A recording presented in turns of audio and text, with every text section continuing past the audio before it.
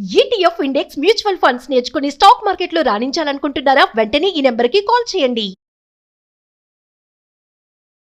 అమ్మ నమస్తే అమ్మా. నమస్తే. అమ్మ, ఆడవాళ్ళకి ఇంట్లో సేఫ్టీ లేదు, బయట సేఫ్టీ లేదు, హాస్పిటల్లో సేఫ్టీ లేదు, ట్రైన్లలో సేఫ్టీ లేదు, బస్సులలో సేఫ్టీ లేదు, ఎక్కడా లేదు.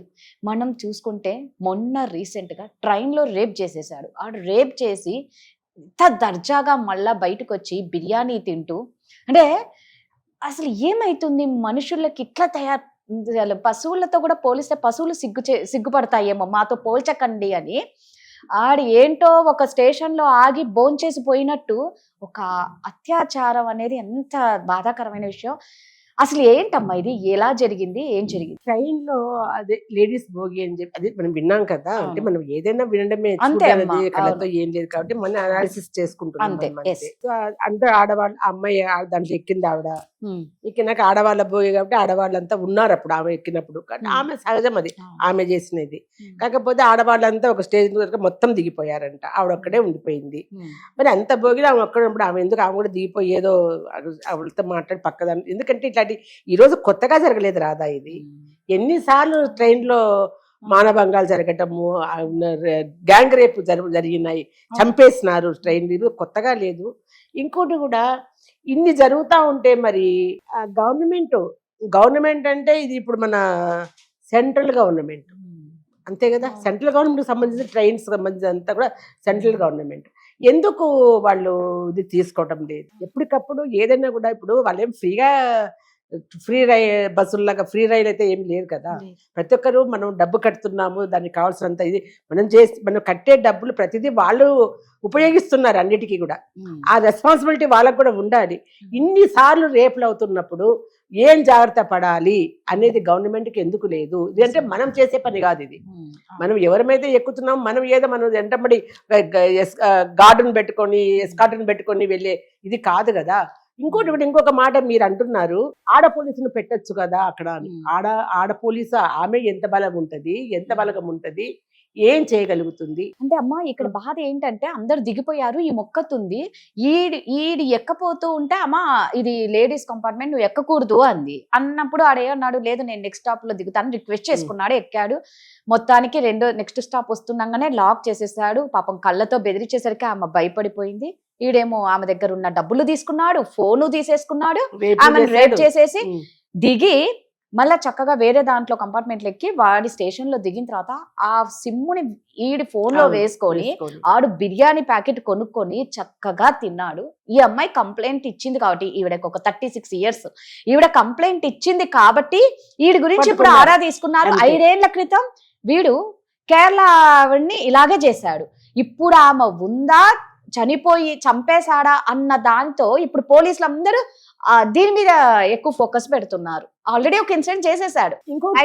అది జరిగినప్పుడు కేరళ అమ్మాయిని చంపేసినాడో వాడు ఏం చేశాడు ఇంకా తెలియదు. అమ్మాయి ఆవిడ కంప్లైంట్ ఇవ్వలేదు. అది ఇప్పుడు ఇది జరిగింది, ఈవిడ కంప్లైంట్ ఇవ్వడం వల్ల ఆవిడ కనపడకపోతే మరి ఇంట్లో వాళ్ళు ఎవరు కూడా చేయలేదంటావా? అసలు ఇప్పటి వరకు ఏం తెలియదు. అంటే ఆమె బతికింది, ఆమె కంప్లైంట్ ఇవ్వలే కాబట్టి ఏం తెలియట్లేదు. ఇప్పుడు ఇది ఈవిడ కంప్లైంట్ ఇచ్చింది కాబట్టి ఇక్కడ బయటకు వచ్చింది.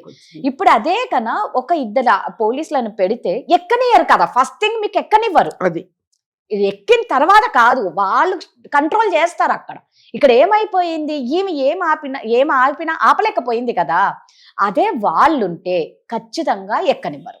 అందుకే నేను ఏమంటున్నానంటే ఒక్క లేడీ పోలీస్ కాదు అక్కడ. అంత పెద్ద భోగికి మినిమం 2 ఉండాలి.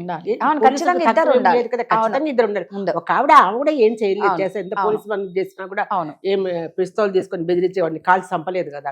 కాబట్టి 2 ఖచ్చితంగా ప్రతి భోగిలో 2 పోలీసు వాళ్ళని, ఎందుకంటే ఎక్కువ అవకాశం ఉండేది ట్రైన్లోనే. అందులో లాంగ్ పోతా ఉంటారు కాబట్టి ప్రతి భోగిలో 2 పోలీసు వాళ్ళు ఎందుకు పెట్టలేకపోయింది గవర్నమెంట్? ఇది ఇన్ని ఇన్సిడెంట్ జరిగినా కూడా ఎందుకు వాళ్ళు మేల్కోలేకపోయారు?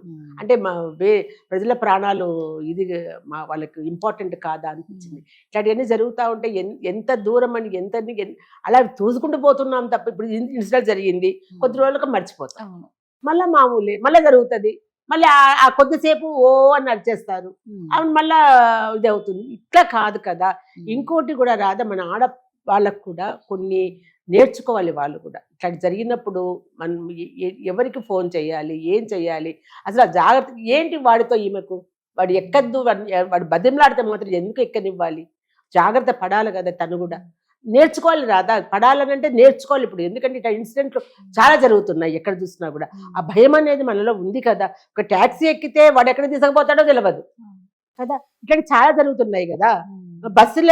బస్సులో కూడా జరిగినట్టు ఉన్నాయి కొన్ని, బస్సులో కూడా జరిగినాయి. కానీ ఎక్కువ ట్రైన్లో వింటున్నాం మనం. ఇది ఎందుకు మళ్ళీ గవర్నమెంట్ ఇది సీరియస్ గా తీసుకోవడంలే. ఈ రోజు జరిగినప్పుడు సరే, తర్వాత ఒక నేరం జరిగిపోయిన తర్వాత, ఒక నష్టం జరిగిపోయిన తర్వాత అప్పుడు మనం యాక్షన్ తీసుకు, ఆ ప్రాణం పోతుంది, ఆ ఘోరం జరిగిపోయా, అప్పుడు జీవితం, వాళ్ళకు జీవితం అయితే పోయినట్లే కదా లెక్క. అవమానాలు ఏది ఇది అని ఇప్పుడు కాలంలో ఎవరు రాదా, అయ్యో ఆమెకు తెలియదులే ఇట్లా జరిగింది అనుకునే వాళ్ళు ఎవరు చెప్పు. ఎన్నో జాగ్రత్తగా ఉండాలి, జాగ్రత్తగా ఉండాలి. ఫస్ట్ ఆఫ్ ఆల్ మనం విక్టిమ్, మనం కొన్ని జాగ్రత్తలు మన చేతులందరూ తీసుకోవాలి. అన్ని తీసుకోలేకపోవచ్చు, కొన్ని అవాయిడ్ చేయడము, ఇట్లాంటివి ఏమన్నా ఉంటే కూడా ఇమీడియట్ గా ఏం చేయాలి ఆ టైంలో. ఆమె పరిగెత్తుకుంటా పోయి ఆమె చైన్ కూడా ట్రైన్లో ఉంటాయని కదా, అవి పట్టుకొని లాగడము, ఇట్లా కొన్ని చేయొచ్చు. తర్వాత వాడు ఇంత చేసేంత వరకు, లాక్కొని చేసుకునేంత వరకు మరి అరవలేదా. ఇప్పుడు ఒక్కొక్కసారి ఈ లేడీస్ కంపార్ట్మెంట్, ఇప్పుడు ఇన్ని జరుగుతున్నప్పుడు లేడీస్ కంపార్ట్మెంట్ గురించి ఎందుకు జాగ్రత్త తీసుకోవడం లేదు గవర్నమెంట్. ఆ కంపార్ట్మెంట్కి మిగతా కంపార్ట్మెంట్లకి ఏమీ ఇది ఉండదండి, లింక్ ఉండదంట. ఆడవాళ్ళది కదా, ఎందుకు మీరు అట్లా చేశారు వాళ్ళు, లింకు లేకుండా చేయడము, పోలీసులు లేకుండా చేయడము, ఎంత నిర్లక్ష్యం చెప్పు. అదే మినిస్టర్స్ వాళ్ళైతే ఫస్ట్ క్లాస్ లోనూ అట్లా, కానీ ఫస్ట్ క్లాస్ లో కూడా చాలా జరుగుతున్నాయి, ఏసీ కోచ్లో జరుగుతున్నాయని చెప్పి విన్నాను, చూడలేకపోతున్నాం. అంటే వాళ్ళు జాగ్రత్త, వీళ్ళంటే నాకు అనిపిస్తుంటే మనలోనే మార్పు రావాలి. ఎంత రాక్షసంగా ప్రవర్తిస్తున్నామంటే, మనం మనుషులమా, జంతువులు కూడా సిగ్గుపడే రకంగా ప్రవర్తిస్తున్నారు ఇప్పుడు మనుషులు. అవును, మనలో మార్పు రావాలి, విచక్షణ జ్ఞానం రావాలి. ఎంతవరకు ఇప్పుడు ఇలా చేస్తూ పోవడం వల్ల ఎంత నష్టం జరుగుతుంది, తర్వాత వాడేమైపోతాడు. వాడు ఇప్పుడు బిర్యానీ తింటాడు, తర్వాత ఏం తింటాడు, పన్నులు తింటాడు. అది కూడా వాడికి ఆలోచన రాకుండా, ఇప్పుడు ఆల్రెడీ అంటే ఒక నేరం చేసి తప్పించుకున్న తర్వాత వాడికి ఈజీ అయిపోతుంది కదా, నేను తప్పించుకున్నానులే ఏం చేస్తాము అని చెప్పేసి ఇంకోటి కూడా యాక్షన్ తీసుకోకపోవడము. మన తెలుసు కదా, మన భారతదేశంలో శిక్షలు ఎంత కఠినంగా ఉంటాయో తెలుసు కదా. ఇప్పుడు లోపల 5 నిమిషాలు బయటకు వస్తున్నాడు, ఎవరికి భయం ఉంటది. నీకు మర్చిపోయినావా, ఒకప్పుడు ఒక అమ్మాయి డాక్టర్ని, పశువుల డాక్టర్, చిన్న అమ్మాయిని లారీలో వేసుకొని మొత్తం శంషాబాద్ ఏరియా అంతా తాపించి మరీ, ఇట్లాంటి ఎన్ని కేసులు. బస్సులో ఒక అమ్మాయిని నలుగురు కలిసి ఢిల్లీలో, అమ్మాయి ఎంత ఘోరంగా చంపేశారు ఆ అమ్మాయిని, రేప్ చేసి. ఇట్లా ఎంతమంది ఆడవాళ్ళు బలైపోతున్నారు రాదా. దీన్ని సీరియస్ గా ఆలోచించాలి గవర్నమెంట్, పోలీస్ డిపార్ట్మెంట్, అందరూ కూడా చాలా ఆలోచించి సేఫ్టీగా ఏమేమి చేయాలి, ఎలా. కొన్ని చెప్తున్నారు, ఇప్పుడు పలానా నెంబర్ ఇచ్చి, అమ్మ మీకు దారి తప్పిపోతే ఈ నెంబర్ మీరు కాల్ చేయండి, ట్రాక్ చేస్తామా అది చెప్తున్నారు. అంటే ఎంతవరకు అది కరెక్ట్ అవుతుంది చెప్పు.